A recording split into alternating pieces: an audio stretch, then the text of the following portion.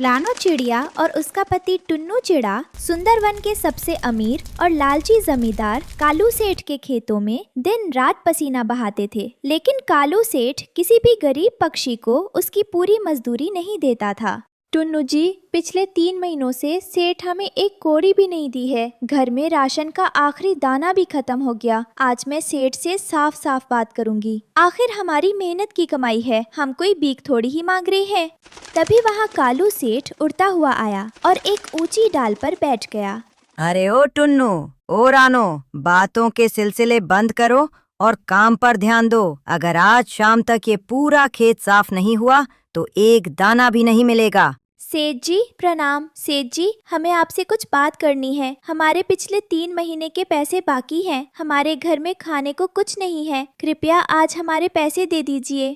पैसे? कैसे पैसे? तुम मुफ्तखोरों को बस पैसे चाहिए, काम ठीक से करते नहीं और दाम मांगने आ जाते हो। ऐसा मत कहिए सेठ जी, हम सुबह 4 बजे से रात के अंधेरे तक आपके खेतों में मरते हैं। पूरा जंगल जानता है कि हम तभी काम से जी नहीं चुराते। अच्छा, तो अब तुम मुझे सिखाओगे? इस कालू सेठ के खिलाफ आवाज उठाने की हिम्मत कैसे हुई तुम्हारी? जो भी मेरे सामने जुबान लड़ाता है उसे मैं अपने यहाँ नहीं रखता। तुम दोनों अभी के अभी मेरे खेत से निकल जाओ। तुम दोनों को नौकरी से निकाला जाता है।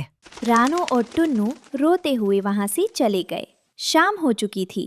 रानो और टुन्नू भूखे प्यासे एक पेड़ के नीचे बैठे थे।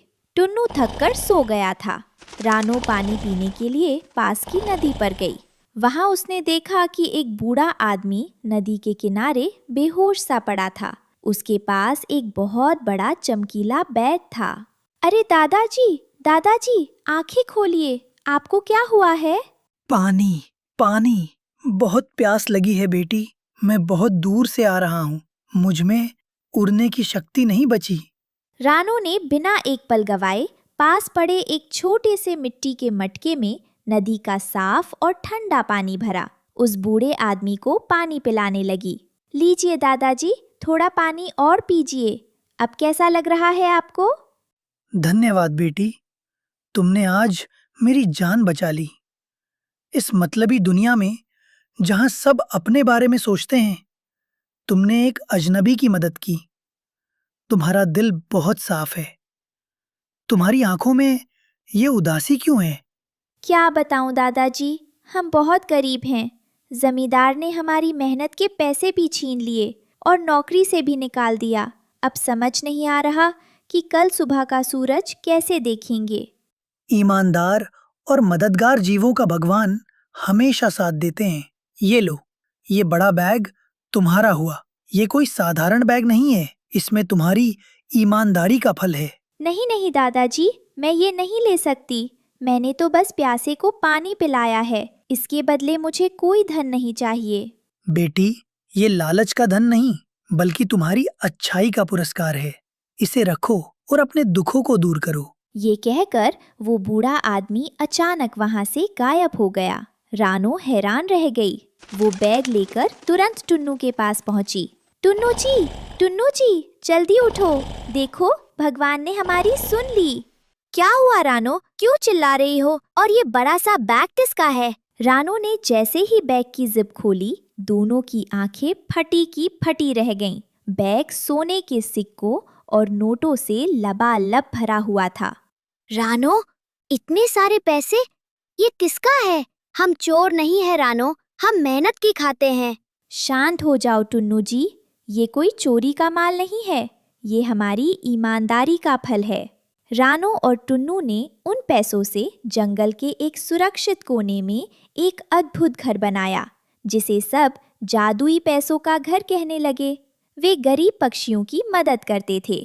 तभी एक दिन सुंदरवन की सबसे चालाक और लालची लाली लोमड़ी वहां से गुजरी। अरे वाह, ऐसा घर तो मैंने पूरी जिंदगी में नहीं देखा। दीवारों पर इतने नोट। अगर ये घर मेरा हो जाए तो मुझे कभी शिकार करने की जरूरत नहीं पड़ेगी। लाली लोमड़ी ने एक योजना बनाई। हाय दया, कोई है? मुझे बचाओ। जमींदार कालू सेठ मेरे पीछे पड़ा है। वो मुझे मार डालेगा। मुझे छुपा लो। रानो और टुन्नू घर से बाहर आए।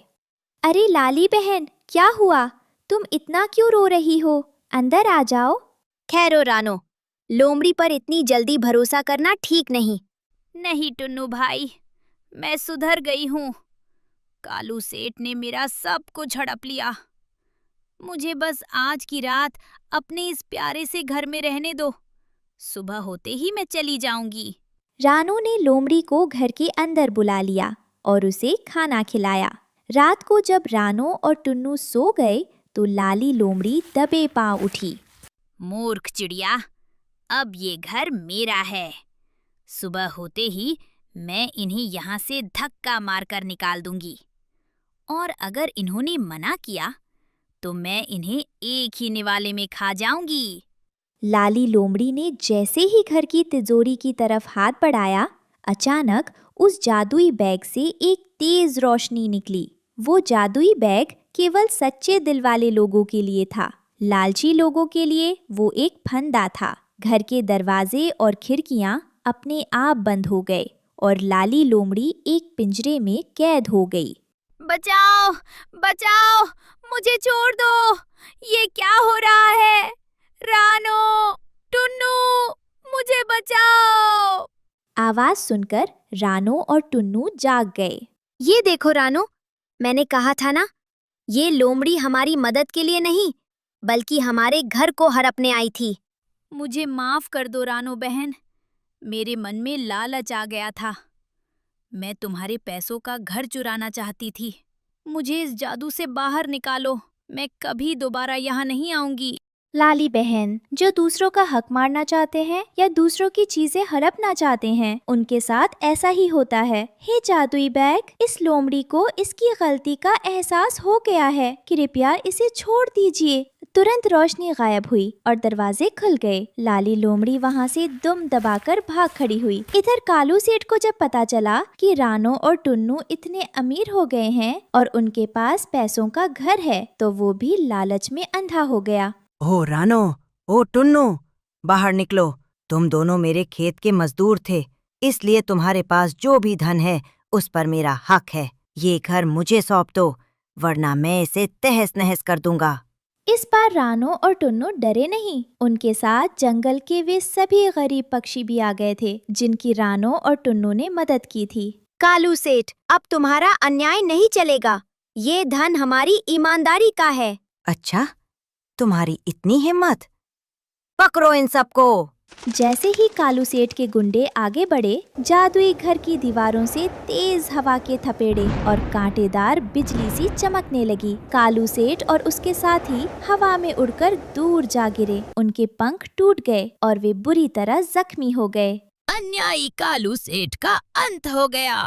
रानो टुन्नू जिंदाबाद। कालू सेठ अपनी जान बचाकर हमेशा के लिए वो जंगल छोड़कर भाग गया। देखा टुन्नू जी, ईमानदारी का फल हमेशा मीठा होता है। जो दूसरों का हक मारते हैं, उनका अंत कालू सेठ जैसा ही होता है। बिल्कुल सही कहा रानो। अब हम इस धन से सुंदरवन के सभी गरीब पक्षियों के लिए एक बड़ा स्कूल और अस्पताल बनाएंगे, ताकि कोई भी भूखा या बेसहारा ना रहे। इस कहानी से हमें सीख मिलती है कि ईमानदारी और मेहनत का फल देर से ही सही, लेकिन बहुत खूबसूरत मिलता है। वहीं लालच और दूसरों का हक मारने वाले का अंत हमेशा बुरा होता है।